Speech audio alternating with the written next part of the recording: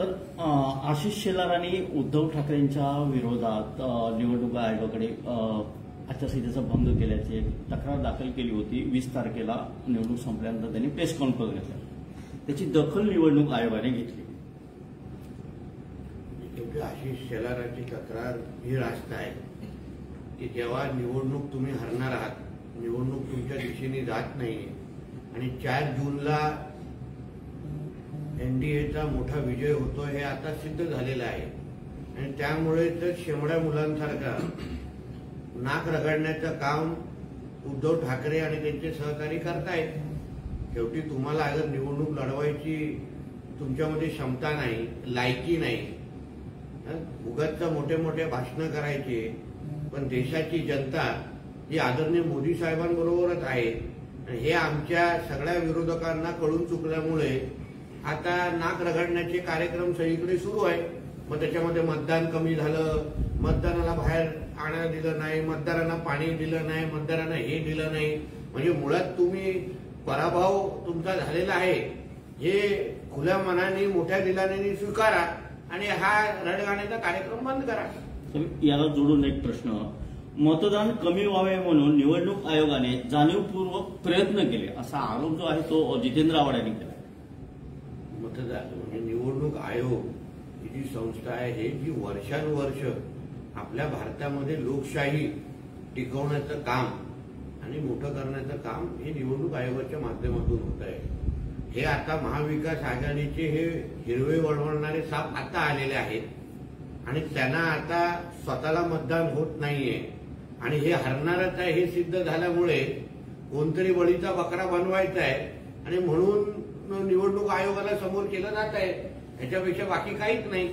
म्हणून जितेंद्र आव्हाडजींसारखे लोक मुंबईमध्ये मतदान किती बोगस मतदार आहेत ह्याच्यावर थोडं त्यांनी लक्षात घ्यावं, कारण का तिथे मोठ्या प्रमाणामध्ये अगर रोहिंग्या आणि बांगलादेशी मतदान करत असतील तर ते आपल्या देशासाठी घातक आहे। साहेब 4 तारखेला रिझल्ट आहेत, मात्र राजकीय जाणकारांची 2 वेगवेगळी मते जी आहेत ती आलेली आहेत। प्रशांत किशोर सारख्या जाणकारांचं म्हणणं आहे की भाजप 300च्या आकड्याच्या आसपास जाईल किंवा पारही करू शकतो, तर दुसरंही मत एक येत आहे की भाजप कदाचित 250च्या पार जाणार नाही। काय आहे की हे सगळे मतांतर किंवा हे सगळे जे ही जी काय माहिती अशा पद्धतीचं मत 2019ला पण आलेलं आणि 2014ला पण आलेलं आणि 4 जूनच्या निकालानंतर ह्यांच्या सगळ्यांच्या तोंडावर कुलूप लागलं। देशाची जनता ही मोदीजींबरोबरच आहे, मोदीजींनाच आशीर्वाद देणार आहे हे आता मतपेटीमध्ये लॉक झालेलं आहे आणि ते माहिती किंवा ते रिझल्ट 4 जूनला फक्त यायचे आता बाकी आहे। म्हणून थोडं वाट पहा, जेणेकरून हे सगळ्यांचे आता हे जे काही रोज इंटरव्ह्यू देऊन 250 येणार, 150 येणार, 300 हे विषय सगळं झालं, हे सगळे आता कार्यक्रम 4 जून नंतर बंद होऊन जातील। गजानन कीर्तिकरांची हकालपट्टी होण्याचे संकेत जे आहेत ते मिळत आहेत, आपण याकडे कसं पाहता? काय शेवटी तो शिंदे साहेबांचा आणि शिवसेनेचा अंतर्गत प्रश्न आहे, पण एकंदरीत महायुतीमध्ये आल्यानंतर शिंदे साहेबांना मुख्यमंत्री केल्यानंतर ह्या सगळ्या जणांनी समर्थन मोठ्या दिलाने दिलं आणि म्हणूनच हे सरकार अस्तित्वात आलं। गजानन कीर्तिकर साहेबांनी शेवटी आपल्या पक्षाचा राजधर्म त्यांनी पाळला पाहिजे। मुलाला अगर वडिलांवर एवढंच प्रेम असतं तर वडिलांबरोबर आले असते पक्षामध्ये, पण त्यांनी शेवटी मुलांनी घरातच गद्दारी करायचं ठरवलं। म्हणून ह्या बाबतीमध्ये गजानन कीर्तिकरांनी विचार करून मतमतांतर द्यावं असं माझं मत आहे। आम्हाला लोकसभेच्या गुलालात पडायचं नसून आम्हाला आमच्या आरक्षणाच्या गुलालात पडायचं आहे आणि तो गुलाल आमच्यासाठी महत्वाचा आहे। 6 जूनपर्यंत आरक्षण द्या अशी मागणी करत सरकारला पुन्हा एकदा जरांगे पाटलांनी आंदोलनाचा इशारा दिला।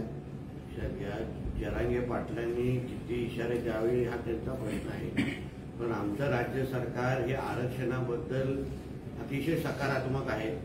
आरक्षण म्हणजे स्वतंत्र आरक्षण, कुठल्याही आरक्षणाला हात न लावता आपलं हक्काचं आरक्षण मराठा समाजाला द्यावं यासाठी आमचं सरकार कटिबद्ध आहे. त्याच्यामध्ये कुठल्याही अडीअडचण मला दिसत नाही. म्हणून जरांगे पाटलांना अगर आंदोलन करायचं असेल तर शेवटी लोकशाहीमध्ये प्रत्येकाला अधिकार आहे. पण शेवटी आमचं महायुतीचं सरकार आरक्षण देणारच, एवढं मी तुम्हाला सांगतो. तर पुण्यात जे हिट अँड रन झालं त्या विधांत अग्रवाल आहेत त्याला 14 दिवसांची बालसुधारगृहाची रवानगी आहे. त्याच्यानंतर विशाल अग्रवाल यांनाही 24 तारखेपर्यंत पोलीस कोठडी झाली. आपण सगळं या सगळ्याकडे कसं पाहता? आरोप असा होतोय की भाजपकडून किंवा भाजपच्या काही नेत्यांकडून. माझा एक प्रश्न असा आहे की नेहमी बोलणाऱ्या सुप्रिया सुळेताई गप्प का आहेत? शरद पवार गटातून ह्याबद्दल प्रतिक्रिया का व्यक्त होत नाहीये? प्रत्येक गोष्टीवर देवेंद्र फडणवीस साहेबांचा राजीनामा मागणाऱ्या सुप्रिया सुळेताई ह्या प्रकरणावर गप्प का? अग्रवाल आणि ह्या त्यांच्या कुटुंबाचे काही संबंध होते का? त्यांना वाचवण्याचा प्रयत्न होतोय का? कारण का अग्रवालजींना जो काही वकील दिलेला आहे असं आम्ही ऐकतो, आम्ही जे काही वाचलेलं आहे ते पवार साहेबांच्या अतिशय निकटवर्तीय आहे असं आम्ही ऐकतोय.